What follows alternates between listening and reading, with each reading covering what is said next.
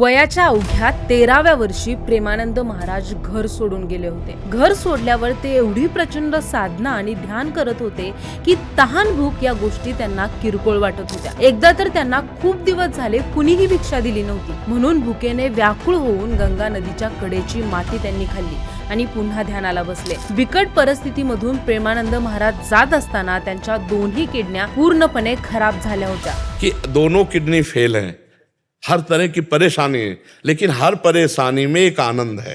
डॉक्टरांनी त्यांना फक्त 5 वर्षाचं आयुष्य सांगितलं होतं, पण तेव्हापासून 18 वर्ष झाली तरी सुद्धा प्रेमानंद महाराज आज जिवंत आहेत. शास्त्रज्ञ सांगतात की ज्या शारीरिक अवस्थेत आज प्रेमानंद महाराज जगत आहेत त्या अवस्थेत सामान्य व्यक्ती कोमात जातो. तरीही प्रेमानंद महाराज रात्री 2 वाजता वृंदावन परिक्रमा करायचे. मागच्या 4-5 वर्षात प्रेमानंद महाराज एवढे लोकप्रिय का झाले आहेत? त्यांच्यात असं काय आहे की मुस्लिम लोक सुद्धा प्रेमानंद महाराजांना एवढे मानतात? और मैं बाबा जी मेरे खून का खतरा भी आपको दूंगा और मैं लड़ूंगा आपके लिए. विराट कोहली, अनुष्का शर्मा एवढंच नाही तर भारताच्या राष्ट्रपती द्रौपदी मुर्मू सुद्धा त्यांना भेटायला गेल्या होत्या. मोठे मोठे सेलिब्रिटी लोक सुद्धा त्यांना भेटायला जातात. याच प्रेमानंद महाराजांचं वैयक्तिक आयुष्य कसं होतं आणि लोक त्यांच्यासाठी एवढे वेडे का आहेत, सगळंच पाहूया या व्हिडिओमधून.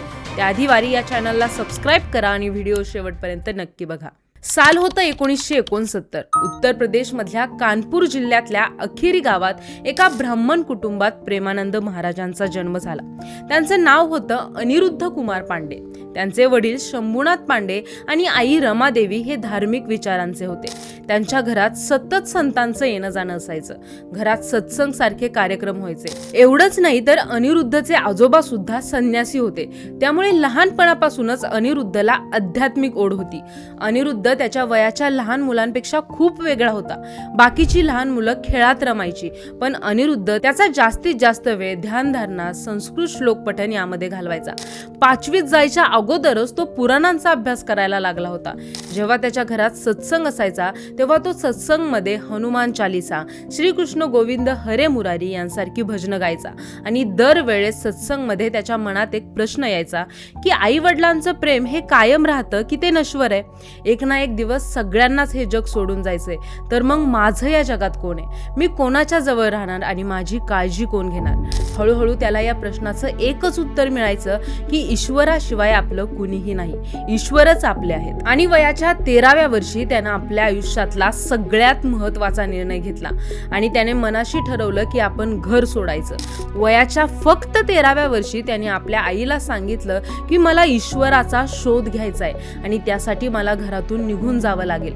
तेव्हा त्याची आई त्याला हसून म्हणाली, असं निघून जाऊन ईश्वर भेटत नाही, त्यासाठी तू दररोज भजन कर, म्हणजे तुला ईश्वराची प्राप्ती होईल. पण त्यावर अनिरुद्ध म्हणाला की नाही, मला संन्यास घ्यायचा आहे. पण अनिरुद्ध खूप लहान असल्यामुळे त्याच्या आईने त्याला सिरियसली घेतलं नाही आणि ती आपल्या कामाला लागली. पण अनिरुद्धने तर मनाशी गाठ बांधली होती की आपल्याला घर सोडून संन्यास घ्यायचाच आहे. आणि दुसऱ्याच दिवशी रात्रीचे 3 वाजले होते. सगळे गाढ झोपेत होते. त्यावेळी अनिरुद्ध उठला आणि त्याने आपल्या आई वडिलांना नमन केलं. घरातून बाहेर पडला. घरातून बाहेर पडताना त्याने ना पैसे घेतले ना कुठलं खाण्यापिण्याचं सामान. तसंच तो चालायला लागला ईश्वराच्या भेटीसाठी. रात्री जंगलातून चालत चालत सकाळपर्यंत तो शंकराच्या मंदिरात पोहोचला. तिथे तो 14-15 तास बसला. त्याला प्रचंड भूक लागली होती, अशक्त वाटू लागलं होतं.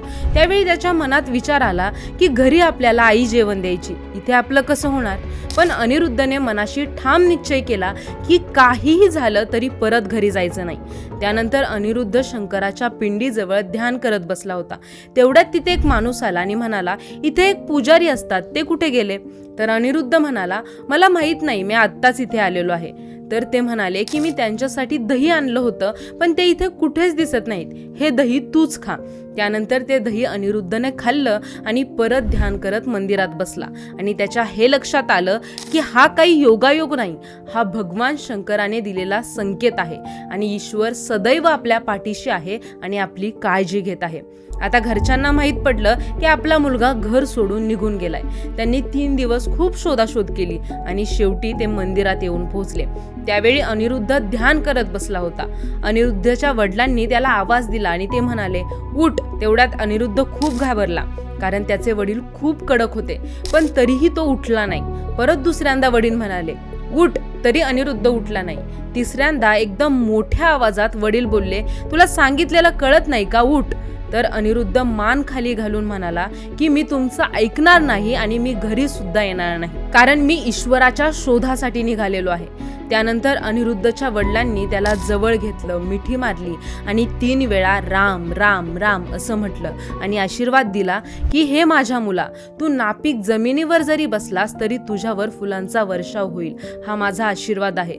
पण त्यांनी अनिरुद्धला एक कडक ताकीदही दिली, तुझ्या आयुष्यात कधी असं घडलं की तुझी वाईट नजर कोणत्याही स्त्रीवर पडली तर हे आयुष्य वाया जाईल.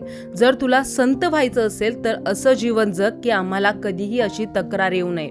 त्या दिवसापासून नंतर महाराज त्यांच्या आईवडिलांना कधीच भेटले नाहीत. आता अनिरुद्धचं एकच लक्ष होतं की ईश्वराला भेटायचं. त्यासाठी ते काशीला निघाले आणि त्यांनी आजीवन ब्रह्मचर्य स्वीकारलं. तिथे घाटावर असलेल्या पिंपळाच्या झाडाखाली ते रोज ध्यानाला बसायचे. दिवस रात्र ते तिथेच असायचे आणि रात्री कितीही थंडी असली तरी ते तिथेच झोपायचे.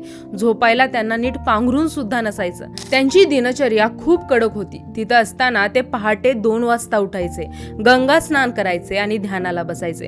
ध्यान झालं की ते भिक्षा मागण्यासाठी मंदिरात जायचे आणि फक्त 15 मिनिटं वाट बघायचे.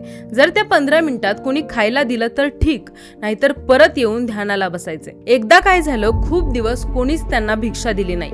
त्यांचं शरीर भुकेने अगदी व्याकुळ झालं होतं. मग त्यांनी गंगेच्या काठावरची रेती उचलली, त्याच्यातले शिंपले बाजूला काढले आणि ती माती खाल्ली आणि त्याच्यानंतर भरपूर पाणी पिलं. कितीही कठीण परिस्थिती आली तरी प्रेमानंद महाराजांची साधना चालूच होती. त्यात कधीही खंड पडला नाही. नेहमीप्रमाणे एकदा पिंपळाच्या झाडाखाली महाराज ध्यान करत होते. तेव्हा त्यांना वाटलं की आपण वृंदावनला गेलं पाहिजे. पण त्या गोष्टीला त्यांनी जास्त सिरियसली घेतलं नाही. फक्त डोक्यात विचार चमकून गेला होता. आणि दुसऱ्याच दिवशी प्रेमानंद महाराजांजवळ एक साधू आले. ते म्हणाले की संध्याकाळी रासलीला होणार आहे, तर तू माझ्याबरोबर ती ऐकायला चल.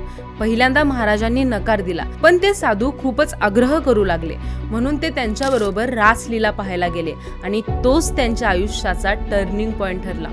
रासलीला बघून महाराजांना परमानंद झाला. ते राधाकृष्णाच्या भक्तीत नाहून निघाले. आता रासलीला सुरू व्हायच्या आधीच महाराज दररोज तिथे पोहोचू लागले, भक्तीत मग्न होऊ लागले. महिनाभर त्यांनी रासलीला दररोज पाहिली. पण रासलीला महिनाभरच होती. जेव्हा महिना संपला आणि रासलीलाही संपली तेव्हा त्यांच्या मनात एक वेगळीच बेचैनी व्हायला लागली. त्यांना जेव्हा समजलं की रासलीला करणारे लोक वृंदावनला निघून गेले तेव्हा त्यांच्या मनात वृंदावनला जायचा विचार आला आणि त्यांना वाटलं की जर मी वृंदावनला गेलो तर मी दररोज ही रासलीला ऐकू शकेन. आणि तेव्हा महाराजांनी वृंदावनला जायचा निर्णय घेतला. एका युगल किशोर नावाच्या महाराजांना प्रेमानंद महाराजांनी विनंती केली की मला वृंदावनला जायचे, माझी मदत कराल का? तर ते लगेच म्हणाले, का नाही, कधी जायचं फक्त बोल.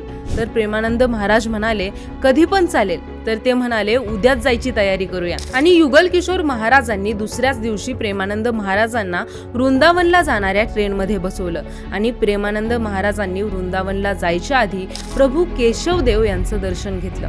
त्यांना बघताच प्रेमानंद महाराजांचा ऊर भरून आला, भक्तिभाव दाटून आला आणि ते ढसाढसा रडायला लागले.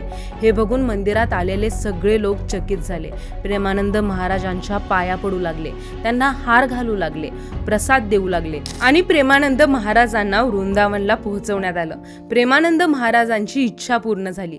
आता वृंदावनमध्येच प्रेमानंद महाराज राहू लागले. ते दररोज राधा वल्लभचं दर्शन घ्यायचे. त्या मंदिराच्या पायऱ्यांवर बसायचे. अश्रूंनी त्यांचे डोळे भरलेले असायचे. आता महाराजांना भक्ती मार्गात प्रवेश करायचा होता. त्यासाठी ते गौरंगी शरण महाराजांकडे गेले. ते जंगलात राहून साधना करायचे. ते अत्यंत विरक्त होते. जेव्हा प्रेमानंद महाराज त्यांना भेटले तेव्हा त्यांचं तेज पाहून त्यांच्याजवळ ते नतमस्तक झाले आणि त्यांना विनंती केली की मला भक्ती मार्गात प्रवेश करायचा आहे. असं म्हटल्यावर गौरंगी शरण महाराज म्हणाले की त्यासाठी तुला कठीण परीक्षेला सामोरं जावं लागेल. आणि त्यांनी प्रेमानंद महाराजांची खूप कठीण परीक्षा घेतली. त्यात प्रेमानंद महाराज पास झाले. प्रेमानंद महाराजांची भक्ती बघून गौरंगी शरण महाराजांनी त्यांना भक्ती मार्गात प्रवेश करण्याचा एक मंत्र दिला आणि ते म्हणाले, आता तुझं मागचं सगळं अस्तित्व संपलं. आता तू श्रीजींचा झाला आहेस आणि त्या दिवसापासून एक साधारण साधक प्रेमानंद महाराज बनला. आता तुमच्या मनात असलेल्या सगळ्यात महत्त्वाच्या प्रश्नाकडे येऊया की प्रेमानंद महाराजांच्या दोन्ही किडन्या खराब होत्या. त्यांना डॉक्टर बोलले होते की तुम्ही फक्त 5 वर्ष जिवंत राहू शकता, परंतु आज 18 वर्ष झाले तरीही ते जिवंत कसे? त्यांच्या दोन्ही किडन्या 100% खराब झालेल्या आहेत. कि दोनों किडनी फेल हैं, हर तरह की परेशानी है, लेकिन हर परेशानी में एक आनंद है. त्यांच्या शरीरात रक्त तयार होणं बंद झालेलं आहे. आठवड्यातून 3 ते 4 वेळा त्यांचं डायलिसिस होतं. एक साधारण माणूस डायलिसिसच्या प्रक्रियेनंतर बेडवरून उठू सुद्धा शकत नाही, इतका अशक्त होतो. पण अशा अवस्थेत सुद्धा प्रेमानंद महाराज 2 वाजता उठायचे. त्यांचे पाय सुजलेले असायचे, पोटात दुखत असायचं, तरी सुद्धा 10-12 किलोमीटरची वृंदावन परिक्रमा ते दररोज पूर्ण करायचे. थंडी असू दे, पाऊस असू दे, त्यांचा नियम अजिबात चुकला नाही. अगदी डायलिसिस झालेल्या दिवशी सुद्धा ते 2 वाजता उठून आपली परिक्रमा पूर्ण करायचे. भक्त सांगतात कधी कधी चालताना त्यांच्या पायातून रक्त यायचं, तरी सुद्धा ते चालायचं थांबवत नव्हते. आज जेव्हा मोठे शास्त्रज्ञ प्रेमानंद महाराजांचा रिपोर्ट बघतात तेव्हा ते हैराण होतात, कारण ज्या शारीरिक अवस्थेत प्रेमानंद महाराज जगत आहेत त्या परिस्थितीत सामान्य माणूस कोमामध्ये जातो. डॉक्टर त्यांना विचारतात की तुमच्या शरीरामध्ये ऊर्जा कुठून येते? तेव्हा प्रेमानंद महाराज हसून डॉक्टरांना बोलतात, ये शरीर रोटी दाल से नहीं चलता, ये तो चल रहा है राधा नाम की पावर से. जिस दिन नाम छूटेगा उस दिन शरीर गिर जाएगा. तर असा होता प्रेमानंद महाराजांचा जीवन प्रवास. जर तुम्हाला प्रेमानंद महाराजांचा हा जीवन प्रवास आवडला असेल तर कमेंटमध्ये राधे राधे नक्की लिहा आणि चॅनलला सबस्क्राईब करा.